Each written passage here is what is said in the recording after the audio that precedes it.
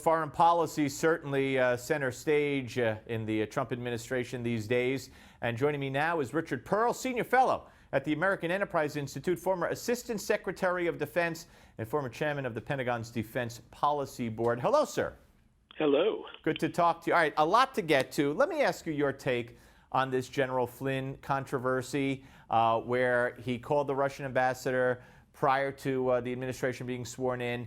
Allegedly, at the time, he assured the vice president that he did not talk about Obama's sanctions imposed upon Russia. The call allegedly coming a day or so in proximity to those sanctions.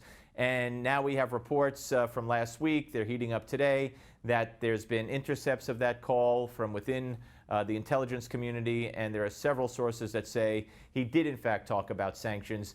The administration has not come out to defend him. There are many who think he's on his way out. First, let's take it one at a time. Was the call in and of itself, if there was no talks about sanctions, or even if there were, but if he were honest, assuming he wasn't, if he were honest with the administration, would there be a problem?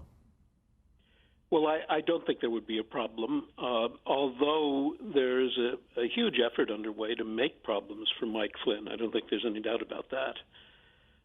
We don't know the substance of the conversation, so it's very difficult to judge. Right. He says he can't rule out that it was mentioned, which may be an indication that something was said in passing and he attributed no importance to it. Without the substance of the conversation, we won't know. But what's really striking is that if there are intercepts, these leaks of intercepts are coming from within inside the intelligence community.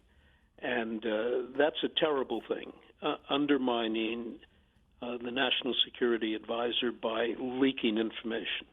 And clearly, the intelligence community doesn't like Flynn because he shook them up when he was trying to make our intelligence services effective in Afghanistan. And he did a lot of things that were not welcome by the CIA. Yeah. You think he's going to wind up staying or going? Well, I hope he stays. He's a very capable guy. All right, let's move on. I'm sorry, go ahead. Yep.